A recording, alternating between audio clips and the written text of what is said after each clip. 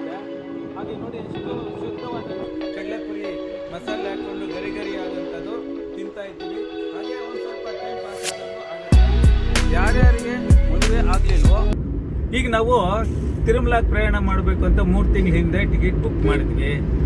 5 ಜನ, ನಾನು, ನಮ್ಮವರು, ನಮ್ಮ ಮಗಳು, ನಮ್ಮ ತಮ್ಮ ಮುರಳೀಕೃಷ್ಣ, ಅವರ ಹೆಂಡತಿ ನಳಿನ, ಹೀಗೆ ನಾವು ಯಾವಾಗಲೂ 5 ಜನ ಪ್ರಯಾಣ ಮಾಡ್ತೀವಿ. ತುಂಬ ನಮ್ಮ ಕಾರು 5 ಜನ ಹಿಡಿಸುತ್ತೆ. ಹಾಗಾಗಿ 5 ಜನಕ್ಕೆ ಬುಕ್ ಮಾಡ್ಕೊತೀವಿ. ಈ ಮುಳುಬಾಗಲ್ಗೆ ಬೆಳಗ್ಗೆ ಬಿಟ್ಟಾಗ ಮುಳುಬಾಗಲ ಮೇಲೆ ಬರ್ತೀವಿ. ಮುಳುಬಾಗಲಲ್ಲಿ ಒಂದೊಂದು ಸತಿ ಒಂದೊಂದು ಹೋಟ್ಲಿಗೆ ಹೋಗಂತ ಪ್ರಯೋಗ ಮಾಡ್ತೀವಿ. ಈ ಸಲ ಅನ್ನಪೂರ್ಣೇಶ್ವರ ಪ್ಯಾರಡೈಸ್ ಅಂತ ಹೊಸದಾಗಿ ಆಗಿದೆ. ಅಲ್ಲಿ ಹೋದ್ವಿ. ಇಡ್ಲಿ ಸಾಂಬಾರು ಸೂಪರ್ ಆಗಿತ್ತು. ಹಾಗೆ ಮಸಾಲೆ ದೋಸೆ ತೊಗೊಂಡ್ವಿ. ಹಾಗೆ ಇನ್ನೊಬ್ಬರು ಬಿಸಿಬೇಳೆ ಬಾತ್ ಬೇಕು ಅಂತಂದರು. ಎಲ್ಲ ಟಿಫನ್ ಥರ ತಿಂದು ನಾವು ಕಾಫಿಯನ್ನು ಕುಡಿದು ಅಲ್ಲಿಂದ ಪ್ರಯಾಣ ಮುಂದುವರಿಸಿದ್ವಿ. ತುಂಬ ಪ್ಲೆಸೆಂಟ್ ಆದಂಥ ವಾತಾವರಣ, ಸುತ್ತಲೂ ಹಸಿರು ತುಂಬಿರ್ತಕ್ಕಂಥ ವಾತಾವರಣ. ಪ್ರಯಾಣ ಮುಂದುವರಿಸ್ತಾ ಈ ಒಂದು ಬ್ರಿಡ್ಜ್ ಮೇಲೆ ಬಂದ್ವಿ. ಯಾಕೋ ಖುಷಿ ಆಯಿತು. ಆ ಕಡೆ ಈ ಕಡೆ ನೋಡೋಣ ಅಂತ. ಎಲ್ಲ ಹುಣಸೆ ಮರಗಳು ಮತ್ತು ನೀಲಗಿರಿ ಮರಗಳು, ಮಾವಿನ ಗಿಡಗಳು ಎಲ್ಲವೂ ಸಹ ಹಚ್ಚ ಹಸಿರಾಗಿದೆ. ಹಾಗಾಗಿ ಇಲ್ಲಿ ಆಂಧ್ರಾಗೆ ಬಂದ್ವ ಅನ್ನೋದು ಒಂದು ಸಹ ಡೌಟ್ ಸಹ ಬಂತು. ಮೇಲೆ ಆಕಾಶ ನೋಡಿದ್ರೆ ಎಲ್ಲ ಮೋಡ ಮುಸುಕಿದ ವಾತಾವರಣ. ಎಷ್ಟು ಪ್ಲೆಸೆಂಟ್ ಆಗಿದೆ ಅಂತಂದ್ರೆ ಜರ್ನಿ ಮಾಡ್ದಂಗೆ ಅನಿಸ್ತಾ ಇಲ್ಲ. ಹಾಗೆ ಪ್ರಯಾಣ ಮುಂದುವರಿಸ್ತಾ ಇದ್ದೀವಿ. ಮತ್ತೆ ಇನ್ನೊಂದು ಕಡೆ ನಾನು ಮೀಟ್ ಮಾಡ್ತೀನಿ. ಅಲ್ಲಿವರೆಗೂ ಬಾಯ್. ನಾವೀಗ ಕಾಣಿಪಾಕಂಬಲ್ಲಿ ಇದ್ದೀವಿ.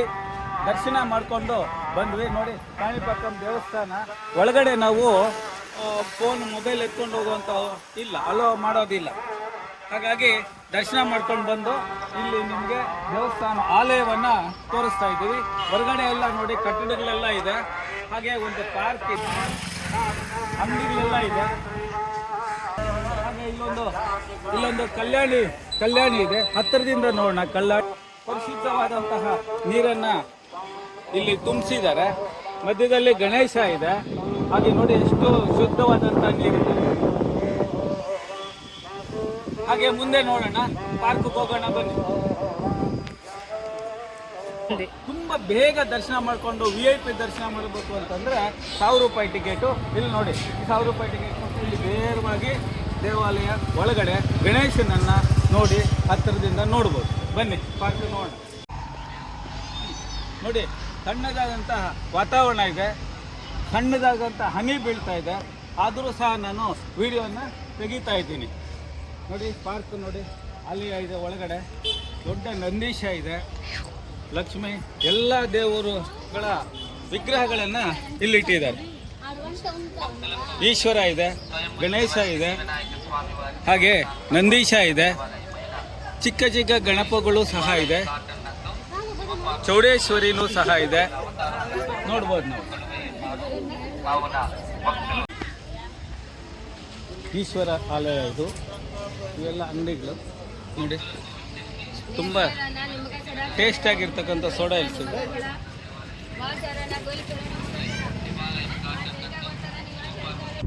ನಾವು ಕಾಣಿಪಾಕಂ ಗಣೇಶನ ದರ್ಶನ ಮುಗಿಸ್ಕೊಂಡು ಈಗ ಶ್ರೀನಿವಾಸ ಮಂಗಾಪುರಕ್ಕೆ ಪ್ರಯಾಣ ಬೆಳೆಸ್ತಾ ಇದ್ದೀವಿ. ಅಲ್ಲಿ ಶ್ರೀನಿವಾಸ ಮಂಗಾಪುರ ಅಂತಂದರೆ ಕಲ್ಯಾಣ ವೆಂಕಟರಮಣ ಸ್ವಾಮಿ ತುಂಬ ಚೆನ್ನಾಗಿದೆ. ಎತ್ತರವಾದಂತಹ ಒಬ್ಬ ಮಹಾನುಭಾವನನ್ನು ದರ್ಶನ ಮಾಡ್ದಂಗಾಗತ್ತೆ. ಅದು ಒಂದು ಆಲಯವನ್ನು ನಾನು ಅಲ್ಲೋಗಿ ತೋರಿಸ್ತೀನಿ. ಪ್ರಯಾಣ ಮುಂದುವರ್ಸೋಣ ಬನ್ನಿ. ಈಗ ನಾವಿರುವಂಥದ್ದು ಇದು ಶ್ರೀನಿವಾಸ ಮಂಗಾಪುರ ಅಂತ ಕರಿತೀವಿ. ಈ ಒಂದು ಶ್ರೀನಿವಾಸ ಮಂಗಾಪುರದಲ್ಲಿ ವೆಂಕಟರಮಣ ಸ್ವಾಮಿ ನೆಲೆಸಿದ್ದಾರೆ. ಈ ವೆಂಕಟರಮಣ ಸ್ವಾಮಿಯನ್ನು ಕಲ್ಯಾಣ ವೆಂಕಟರಮಣ ಸ್ವಾಮಿ ಅಂತ ಕರೀತಾರೆ. ಯಾಕೆ ಕಲ್ಯಾಣ ವೆಂಕಟರಮಣ ಸ್ವಾಮಿ ಅಂತಾರೆ ಅಂತಂದರೆ, ಯಾರ್ಯಾರಿಗೆ ಮದುವೆ ಆಗಲಿಲ್ವೋ ಅವರೆಲ್ಲ ಬಂದು ಇಲ್ಲಿ ಈ ಒಂದು ದರ್ಶನವನ್ನು ಪಡ್ಕೊಂಡು ಆಮೇಲೆ ಕಲ್ಯಾಣೋತ್ಸವವನ್ನು ಮಾಡಿಸ್ಕೊಂಡ್ರೆ ಇವರಿಗೆ ಕಲ್ಯಾಣ ಆಗತ್ತೆ ಅಂತ. ಹಾಗೆ ಇಲ್ಲಿಂದನೂ ಸಹ ಮೆಟ್ಲನ್ನು ಹತ್ಬೋದು. ಶ್ರೀವಾರಿ ಮೆಟ್ಲು ಇಲ್ಲಿಂದ ಹೊರಡ್ತಾರೆ. ಕೋನೇರಿ ಇದೆ ನೋಡಿ, ಎಷ್ಟು ಚೆನ್ನಾಗಿದೆ. ಇಲ್ಲೂ ಸಹ ಕೋನೇರಿ. ಪ್ರತಿಯೊಂದು ಆಲಯದಲ್ಲಿ ಈಶಾನ್ಯದಲ್ಲಿ ಕೋನೇರಿಯನ್ನು ನಿರ್ಮಾಣ ಮಾಡಿರ್ತಾರೆ. ದೇವಸ್ಥಾನದ ಒಳನೋಟವನ್ನು ನೋಡ್ತಾ ಇದ್ದೀವಿ. ಇದು ದೇವಸ್ಥಾನದ ಒಳನೋಟಲ್ಲಿ ಪ್ರಸಾದ ಕೊಡ್ತಾರೆ, ದರ್ಶನಕ್ಕೆ ಹೋಗುವಂಥದ್ದು. ಆಮೇಲೆ ಇಲ್ಲಿ ಪ್ರದಕ್ಷಿಣೆನೂ ಮಾಡ್ತೀವಿ. ಇದಾದ ಮೇಲೆ ನಮ್ಮ ಪ್ರಯಾಣ ಮುಂದುವರಿಸ್ತಾ ಬಂದ್ವಿ. ಹಾಗೆ ನಾವು ಸ್ಟೇ ಆಗಿರ್ತಕ್ಕಂಥ ಒಂದು ಹೋಟೆಲ್ಗೆ ಹೋದ್ವಿ. ಇಲ್ಲಿ ಊಟ ಮಾಡಿಕೊಂಡು ಫ್ರೆಶ್ ಅಪ್ ಆಗಿ ನಾವು ದರ್ಶನಕ್ಕೆ ಸಿದ್ಧ ಆದ್ವಿ. ನಾವು ರೂಮಿಂದ ಹೊರಗೆ ಬಂದು ತಿರುಮಲ ಬೆಟ್ಟಕ್ಕೆ ಹತ್ತಲಿಕ್ಕೆ ಹೊರಡ್ತಾ ಇದ್ದೀವಿ. ಆ ಒಂದು ಸ್ವಾಮಿಯ ದರ್ಶನವನ್ನು ಪಡೀಲಿಕ್ಕೆ ಹೋಗ್ತಾ ಇದ್ದೀವಿ. ಹಾಗೆ ನಾವು ಬೆಟ್ಟವನ್ನು ಹೋಗ್ತಿರುವಾಗ ಅಲ್ಲಲ್ಲಿ ದೃಶ್ಯಗಳನ್ನು ತೋರಿಸ್ತಾ ಬರ್ತೀನಿ. ಹಾಗೆ ಪ್ರಯಾಣ ಮುಂದುವರ್ಸೋಣ ಬನ್ನಿ. ಗರುಡ ಸರ್ಕಲ್ಲು, ಅರ್ಪಿರಿ ಸರ್ಕಲ್ ಅಂತ ಇಲ್ಲಿಂದ ಎಂಟ್ರೆನ್ಸ್ ಬೆಟ್ಟ ಹತ್ತಲಿಕ್ಕೆ. ಗೋವಿಂದ ಗೋವಿಂದ ಗೋವಿಂದ ಗೋವಿಂದ, ಏಡುಕೊಂಡಲವಾಡ ವೆಂಕಟರಮಣ ಗೋವಿಂದ ಗೋವಿಂದ. ಇಲ್ಲಿ ನಾವು ಕಾರು, ಲಗೇಜು ಎಲ್ಲ ಚೆಕ್ ಇನ್ ಮಾಡ್ತಾರೆ, ಬ್ಯಾಗುಗಳೆಲ್ಲ ಚೆಕ್ ಮಾಡ್ತಾರೆ.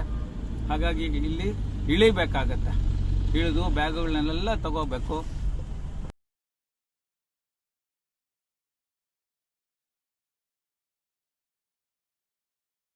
ನೋಡಿ, ಬೆಟ್ಟ ಹತ್ತಾ ಇದ್ದೀವಿ. 40 ನಿಮಿಷದಲ್ಲಿ ಬೆಟ್ಟವನ್ನು ಹತ್ತಬೇಕು. ಹಾಗಾಗಿ ಇನ್ನೂ ಟೈಮ್ ಜಾಸ್ತಿ ಇರೋದ್ರಿಂದ ಇಲ್ಲಿ ನಿಂತ್ಕೊಂಡು ನಾವು ಗುರ್ಗನ್ನ ತಿಂತಾ ಇದ್ದೀವಿ. ನೋಡಿ, ಮನೆಯಿಂದ ಕಡಲೆಪುರಿ ಮಸಾಲೆ ಹಾಕೊಂಡು ಗರಿ ಆದಂಥದ್ದು ತಿಂತಾ ಇದ್ದೀವಿ. ಹಾಗೆ ಒಂದ್ ಸ್ವಲ್ಪ ಟೈಮ್ ಪಾಸ್ ಆದಂಗೂ ಆಗುತ್ತೆ. ಹಾಗಾಗಿ ಪ್ರಕೃತಿಯನ್ನು ನೋಡ್ದಂಗೆ ಆಗುತ್ತೆ ಅಂತ ಹೇಳ್ಬಿಟ್ಟು ನಾವಿಲ್ಲೇ ನಿಂತ್ಕೊಂಡಿದ್ದೀವಿ.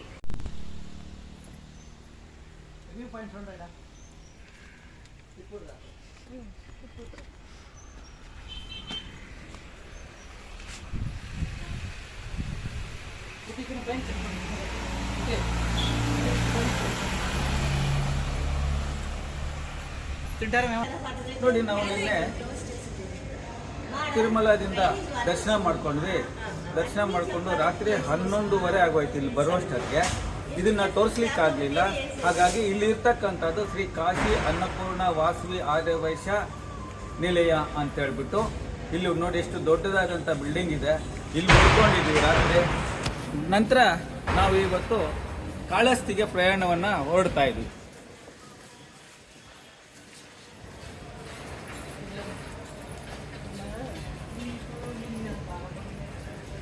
ಎಷ್ಟು ದೊಡ್ಡದಾಗಿ 5 ಅಂತಸ್ತಿರ್ತಕ್ಕಂಥದ್ದು. ಲಿಫ್ಟ್ ಇದೆ ಇಲ್ಲಿ. ಊಟ, ಮಧ್ಯಾಹ್ನ ಊಟ ಉಚಿತ ಇದೆ, ರಾತ್ರಿ ಸಹ ಊಟ ಉಚಿತ ಇದೆ. ಉಳ್ಕೊಳ್ಳೋಕೆ ಬೆಳಗ್ಗೆ ಕಾಫಿ ಇರುತ್ತೆ. ನಾವು ಬೆಳಗ್ಗೆ ಎದ್ದು ತಿಂಡಿಗೆ ಪಕ್ಕದಲ್ಲೇ ಇರ್ತಕ್ಕಂಥ ಉಡುಪಿ ರೆಸ್ಟೋರೆಂಟ್ಗೆ ಹೋದ್ವಿ. ಅಲ್ಲಿ ಬೇಕಾಗಿರ್ತಕ್ಕಂಥ ತಿಂಡಿಗಳನ್ನು ಅವ್ರವ್ರಿಗೆ ಆರ್ಡ್ರ್ ಮಾಡಿಕೊಂಡು ನೋಡಿ, ಇವೆಲ್ಲನೂ ಆರ್ಡ್ರ್ ಮಾಡಿರ್ತಕ್ಕಂಥದ್ದು ಅವ್ರವ್ರು ಸವಿತಾ ಇದ್ದಾರೆ.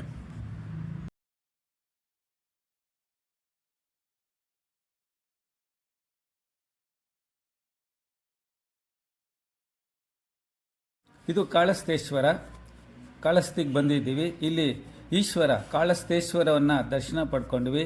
ಆಮೇಲೆ ಚೌಡೇಶ್ವರಿ ಹುಟ್ಟುಹಬ್ಬ, ಹಾಗಾಗಿ ಆ ತಾಯಿಯ ದರ್ಶನವನ್ನು ಪಡ್ಕೊಂಡ್ವಿ. ಇಲ್ಲಿ ಮುಖ್ಯವಾದದ್ದೇನು ಅಂತಂದರೆ ರಾಹುಕೇತು ಶಾಂತಿಯನ್ನು ರಾಹುಕಾಲದಲ್ಲೂ ಮತ್ತು ಮುಂದುವರೆದು ಭಾಗಗಳಲ್ಲೇ ಮಾಡ್ತಾರೆ. ಅಲ್ಲಿ ಮೇಲ್ಗಡೆ ಕಾಣ್ತಾ ಇರ್ತಕ್ಕಂಥದ್ದು ಅಯ್ಯಪ್ಪ ಬೆಟ್ಟ. ಹಾಗಾಗಿ ಆ ಬೆಟ್ಟವನ್ನು ಸಹ ನಾವು ಹತ್ಬೋದು. ನಮ್ಮ ಸಮಯ ಇಲ್ಲ ನೋಡಲಿಕ್ಕೆ.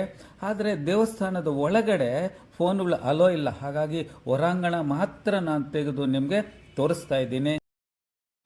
ಶ್ರೀ ಕಾಳಹಸ್ತಿ ದೇವಸ್ಥಾನದ ನಾವು ಪ್ರವೇಶವನ್ನು ಮಾಡಿದ ಮೇಲೆ ಅಲ್ಲಿ ಫೋನ್ ಅಲೋ ಇಲ್ಲ. ಹಾಗಾಗಿ ದರ್ಶನ ಮಾತ್ರ ನಾವು ಮಾಡ್ಕೊಂಡಿವಿ. ಹೊರಾಂಗಣದಲ್ಲಿ ಎಲ್ಲ ಆಲಯದ ಚಿತ್ರವನ್ನು ತೆಗೆದು ಹಾಕಿದ್ದೀವಿ. ಆಲಯದ ಒಳಗಡೆ ತುಂಬ ಅದ್ಭುತವಾದಂತಹ ಒಂದು ದೇಗುಲ ಆಗಿದೆ. ಇದು ಹಿಂದಿನ ಕಾಲದ್ದು ಚೋಳರು ಕಟ್ಟಿರ್ತಕ್ಕಂತಹ ಒಂದು ಶಿಲ್ಪ ಕಲೆಯು ಇಲ್ಲಿ ಎತ್ತಿ ಕಾಣ್ತಾ ಇದೆ. ಹಾಗೆ ಎಲ್ಲ ದೇವರುಗಳ ಆ ಒಂದು ವಿಗ್ರಹಗಳು ಸಹ ಇಲ್ಲಿ ಪ್ರತಿಷ್ಠಾಪನೆ ಮಾಡಿದ್ದಾರೆ. ಶನೇಶ್ವರ ಇರ್ಬೋದು, ವಿಘ್ನರಾಜ ಇರ್ಬೋದು, ಎಲ್ಲನೂ ಇಲ್ಲಿ ಅದ್ಭುತವಾದಂಥದ್ದು ಏನು ಅಂತಂದರೆ, ಒಂದು ಸ್ಥಳದಲ್ಲಿ ನಿಂತ್ಕೊಂಡ್ರೆ ಆ 3 ಆಲಯಗಳಿದೆ. 3 ಆಲಯಗಳ ಗೋಪುರಗಳು ಆ ಒಂದು ಸಣ್ಣ ಕಿಟಕಿಯಲ್ಲಿ ಕಾಣುತ್ತೆ. ಇದೊಂದು ಅದ್ಭುತವಾಗಿರ್ತಕ್ಕಂಥದ್ದು.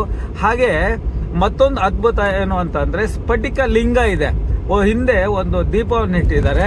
ಆ ದೀಪ ಸ್ಫಟಿಕ ಮೂಲಕ ನಮಗೆ ಕಾಣುವಂಥದ್ದು. ಈ ಒಂದು ವಿಡಿಯೋ ನೋಡಿದ ಮೇಲೆ ನಿಮಗೂ ಒಂದು ಆಲಯವನ್ನ ಭೇಟಿ ಮಾಡಬೇಕು ಅಂತ ಅನ್ಸುತ್ತೆ.